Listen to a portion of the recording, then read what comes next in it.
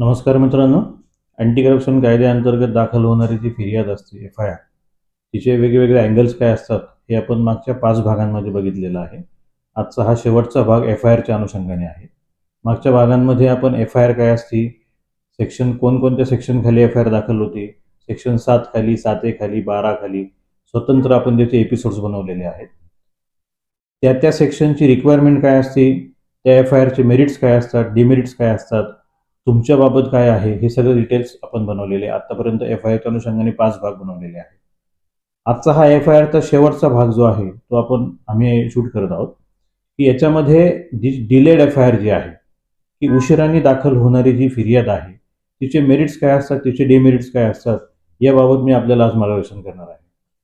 मित्रांनो, जनरली कुठल्याही गुन्ह्याची सुरुवात, तपासाची सुरुवात जी असते ती पहिले फिर्याद दाखल झाल्याने होत असते.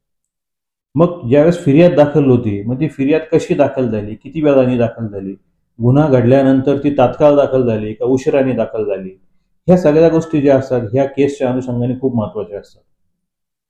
याचे जे परिणाम असतात हे डायरेक्ट केसच्या मेरिटवर होत असतात. तिथे मग आरोपीला दोषी धरायचं का शिक्षेतनं त्याला सूट द्यायची किंवा त्याच्यावर गुन्हा साबित होईल की नाही होणार, किंवा ही जी FIR दाखल झालेली आहे ती विश्वासपात्र FIR आहे की नाही, ह्या सगळ्या गोष्टी न्यायालय त्याच्यामध्ये केस चालवताना बघत असतं.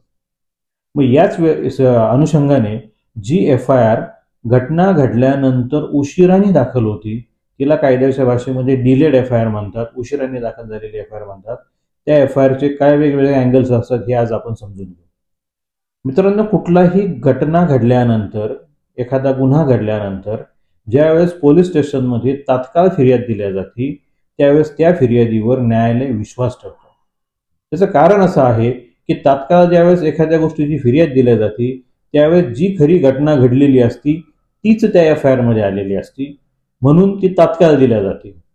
पण ज्यावेळेस एखादी फिर्याद ही जाणीवपूर्वक घटना घडल्यानंतर 3 तास, 4 तास, 5 तास, 10 तास, 20 तास, 1 दिवस, 2 दिवस, 8 दिवस उशिराने जर दाखल होत असेल तर स्वाभाविकपणे ती फिर्याद विश्वासपात्र नसते. त्याचं कारण असं आहे की एवढा उशीर होण्याचं कारण काय? जर घटना घडलेली आहे, गुन्हा घडलेला आहे, पोलीस स्टेशनच्या जवळ तुम्ही आहात, तर मग फिर्याद तुम्ही का देत नाही त्याच्यामध्ये? तर ही जी गोष्ट असते ही गोष्टीला डिलेड FIR म्हणतात. मग समजा उशीर झाला तर त्या उशिराचं कारण त्या फिर्याद देणाऱ्यांनी त्या फिर्यादीत नमूद करणं कायद्याने अभिप्रेत आहे. जर त्यांनी ते उशिराचं कारण दिलेलं नसेल तरीही ती फिर्याद विश्वासपात्र होत नाही.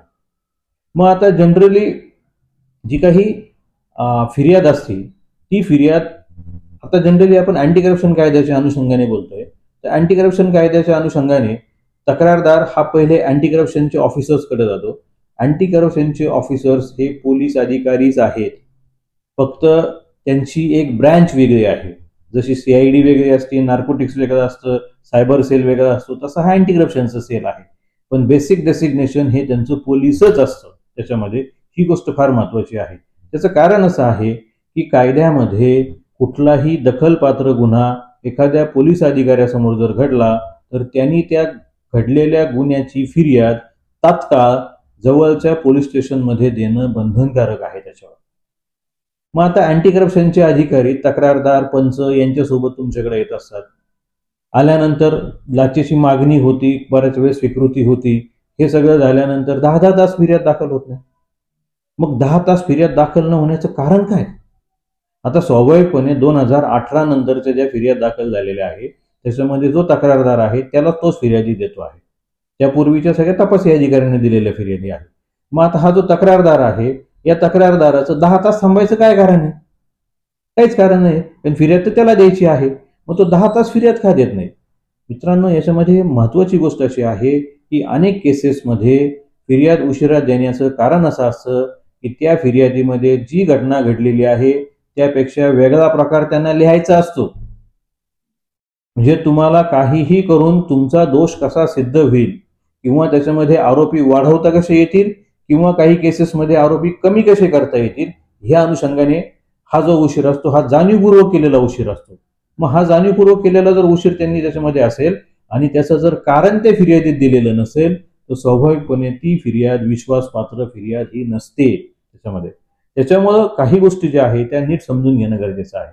आता जनरली अँटी करप्शन कायद्यामध्ये सेक्शन 7, 7A आणि 12 या 3 कायद्या कलमांखाली सध्या फिर्याद दाखल होतात.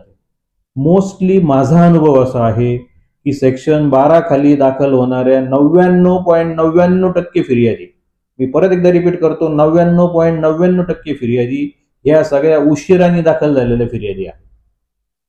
कारण त्याच्यामध्ये लाच देण्यासाठी तुम्ही प्रोत्साहित केलं किंवा तुम्ही मदत केली असा आरोप तुमच्यावर त्याच्यामध्ये असतो. परंतु त्या सेक्शन 12 खालची जी FIR नंतर दाखल होती ती फिर्याद काही केसेसमध्ये, माझ्याकडे ज्या केसेस आहे, एका केसमध्ये 5 महिन्यांनी आहे, एका केसमध्ये 2 महिन्यांनी आहे, एका केसमध्ये तर हाईट त्यांनी केलेली आहे, 9.5 महिन्यानंतर सेक्शन 12ची फिर्याद दिलेली आहे. आणि नुकतंच अहिल्यानगरमध्ये एक पोलीस अधिकाऱ्याविरुद्ध प्रकरण झालेलं आहे, त्याच्यामध्ये ती फिर्याद सेक्शन 12ची 1 वर्षानंतर ACBने दाखल केलेली आहे. आता मित्रांनो, एक गोष्ट लक्षात घ्या, 1 वर्ष हे लोक काय झोपा काढतात का? यांच्याकडे जर सगळी तपासाची कागदपत्र आहे, सगळ्या गोष्टी जर यांच्याकडे आहे, पोलीस अधिकाऱ्यासमोर जर गुन्हा घडलेला आहे, तर फिर्याद द्यायला तुम्हाला प्रतिबंधित कुणी केलेलं आहे? मग तुम्ही जाणीवपूर्वक फिर्याद का देत नाहीये? मग तुमचे काही वाईट उद्देश तर नाहीये त्या काय पाठीमागे? याही गोष्टी तपासणं गरजेचं आहे. त्याच्यामुळं ह्या जो प्रकार आहे हा खूप संशयास्पद प्रकार अँटी करप्शन विभागाकडनं सर्रास केला जातो, सर्रास. आणि ह्या गोष्टी जर तुम्ही नीट बघितल्या, या अनुषंगाने नीट तुम्ही अभ्यास केला, नीट त्याचे बारकावे समजून घेतले, तो स्वाभाविकपणे तुम्हाला त्याचा फायदा जो आहे तो केस चालवताना निश्चित होऊ शकतो. मित्रांनो, काही गोष्टी ज्या आहे की समजा आता ही डिलेड FIR जी आहे, ही डिलेड FIR जर असेल आणि तुमची केस त्याच्यामध्ये जर बसत असेल तर तुम्ही काय करणं अपेक्षित आहे, हा तुमच्या दृष्टीने महत्वाचा भाग आहे. ज्यावेळेस ही फिर्याद उशिराने दाखल झालेली फिर्याद ज्यावेळेस असती, त्यावेळेस तुम्ही केस चालवताना या गोष्टीकडे खूप लक्ष देणं गरजेचं आहे. तुम्ही तुमच्या वकील महोदयांनी लक्ष देणं गरजेचं आहे.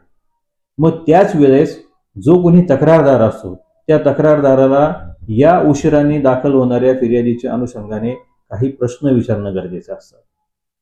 का रे बाबा, मग घटना घडली, तू पोलीस स्टेशन पासून किती अंतरावर होता, तुझ्यापासून पोलीस स्टेशन किती दूर होतं?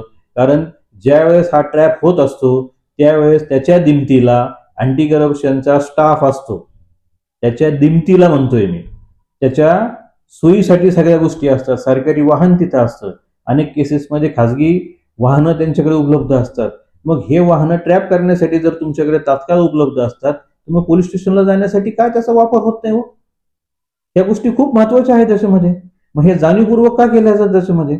तर ह्याच अनुषंगाने त्या तक्रारदाराला असे प्रश्न विचारणं गरजेचं आहे की तुझ्यापासून पोलीस स्टेशन किती अंतरावर होतं, तिथून जायला वेळ किती लागतो, पायी किती वेळ लागतो, मोटरसायकलवर किती लागतो, 4 चाकी वाहनाने वेळ किती लागतो. मोस्टली माझा अनुभव असा आहे की हे ट्रॅप सरकारी कार्यालयांमध्ये साधारण 70-80% ट्रॅप सरकारी कार्यालयांमध्ये होतात. सरकारी कार्यालय हे त्या शहरात असतात आणि त्या शहरात साधारण 1 ते 2 किलोमीटरवर पोलीस स्टेशन असतं. हायेस्ट आपण गृहीत धरलं तर अर्ध्या तासाच्या अंतरावर पोलीस स्टेशन असतं. मग अर्ध्या तासात तुम्ही पोलीस स्टेशन मध्ये पोहोचू शकत नाही का? तुम्ही सार्वजनिक विभागाच्या रेस्ट हाऊसवर रात्रभर थांबतात, तिथे रात्रभर विचार करतात, ज्या न घडलेल्या गोष्टी त्याची FIR तयार करतात आणि मग त्या पद्धतीने ती FIR दिल्या जाते. आता स्वाभाविक हा महत्वाचा विषय आहे की FIR द्यायची कोणाला आहे? तक्रारदाराला FIR द्यायची आहे. समजा असं आपण गृहीत धरू की पोलीस अधिकाऱ्यांना यशस्वी सापळा पंचनामा करायचा आहे, त्यांना अजून काही कामं आहेत, सापळ्याच्या अनुषंगाने निश्चित आहे, त्याच्याबद्दल दुमत नाही. हा तर मोकळा आहे ना ट्रॅप झाल्यानंतर, हा लगेच जाऊन पोलीस स्टेशनला फिर्याद देऊ शकतो ना. पण मग हा फिर्याद का देत नाही? तर त्याला ACBच्या अधिकाऱ्यांनी थांबून ठेवलेलं असतं. का? की त्यांना या फिर्यादी जी आहे त्या पंचनाम्यांच्या अनुषंगाने ती फिर्याद त्यांना द्यायची असते. मग बऱ्याच केसेसमध्ये त्यांना पंचनाम्यांमध्ये काही बदल करायचे असतात, काही आरोपी त्यांना सोडायचे असतात, काही आरोपी त्यांना ऍड करायचे असतात, अशा पद्धतीचे आहे.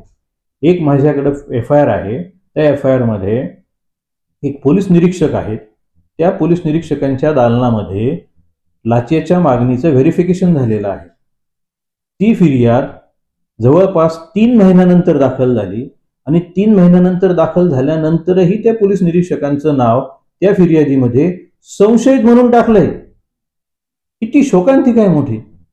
एक दुसरी माझ्याकडे केस आहे, त्याच्यामध्ये एका नगरपालिकेची CO आहेत, त्या COनी एक दाखला देण्यासाठी तक्रारदाराकडे स्ट्रेट वे त्यांनी पैसे मागितलेले आहे.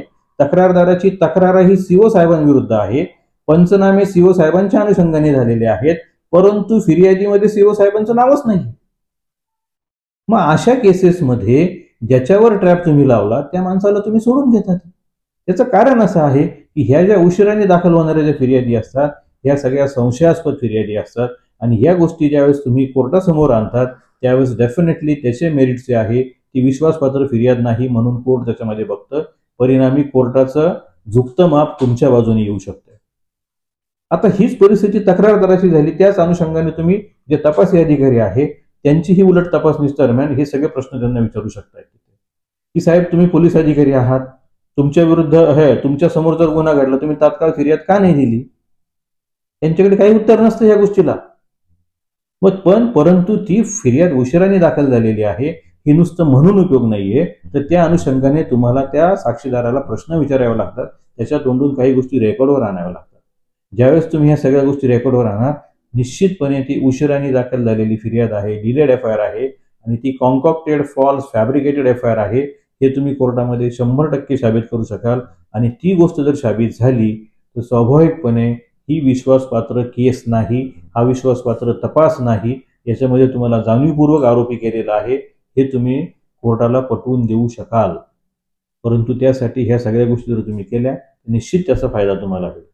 मित्रांनो, एफआयआरच्या अनुषंगाने असलेल्या ज्या ज्या काही अँगल्स होते ते सगळे अँगल्स मी आपल्याला आतापर्यंत सांगितलेले आहे. या माझा उद्देश फक्त एवढाच आहे की जी गुन्ह्याची एफआयआर असते त्या एफआयआरच्या अनुषंगाने पुढचा सगळा तपास असतो. कोर्ट त्या एफआयआरच्या अनुषंगाने तुमच्या विरुद्ध चार्ज फ्रेम करत असतं. सरकार पक्षाला त्या चार्जच्या अनुषंगाने केस चालवावी लागते आणि आरोपीला तो चार्ज आपल्या विरुद्ध साबित होऊ द्यायचा नसतो. म्हणजेच संपूर्ण केसचं निकालाचं भवितव्य हे त्या एफआयआर त्या तपासावर आणि त्या कागदपत्रांवर अवलंबून असतं. ज्यावेळेस तुम्ही गुन्ह्याचा बेसच जर संशयास्पद कोर्टासमोर जर साबित करू शकले, जर मांडला तर कोर्ट 100% तुमच्या बाजूने येऊ शकतं. कारण भ्रष्टाचाराच्या केसमध्ये कोर्ट कोणत्याही आरोपीला लिनियन्सी किंवा एक सॉफ्ट कॉर्नर कधीही दाखवत नसतं. कारण भ्रष्टाचाराला कोणीही समर्थन कधीच करत नसतं. तुमचं तुम्हालाच वाचायचं आहे. मग त्या अनुषंगाने तुम्ही जर ह्या सगळ्या माध्यमातून नीट विचार केला, नीट अभ्यास केला, नीट कायद्याच्या तरतुदी समजून घेतल्या आणि योग्य पद्धतीने जर केस मांडली, सगळे कायद्याचे मुद्दे कोर्टासमोर व्यवस्थित मांडले तर 100% तुम्ही याच्यातनं बाहेर येऊ शकतात. परंतु प्रयत्न केले तर. त्यामुळे ह्या सगळ्या गोष्टी ज्या आहेत ह्या नीट समजून घ्या. मला एफआयआरच्या अनुषंगाने जेवढं काही सांगायचं होतं ते मी आपल्याला सांगितलेलं आहे. आपल्या काही शंका असतील तर आपण स्क्रीनवर दिलेल्या व्हॉट्सअप क्रमांकावर निश्चित आमच्याशी संपर्क साधू शकता. आम्ही आपल्याला त्याची उत्तरं देऊ. आपल्याला जर आमचे हे व्हिडिओ आवडले असतील तर आपण आमच्या चॅनलला सबस्क्राईब करा, बेल आयकॉनला प्रेस करा आणि आपल्या काही शंका असतील तर निश्चित आपण बिनधास्तपणे आम्हाला विचारू शकता. कारण आमचा उद्देशच कायद्याची जनजागृती करणे हा उद्देश त्याच्यामध्ये आहे. नमस्कार, धन्यवाद.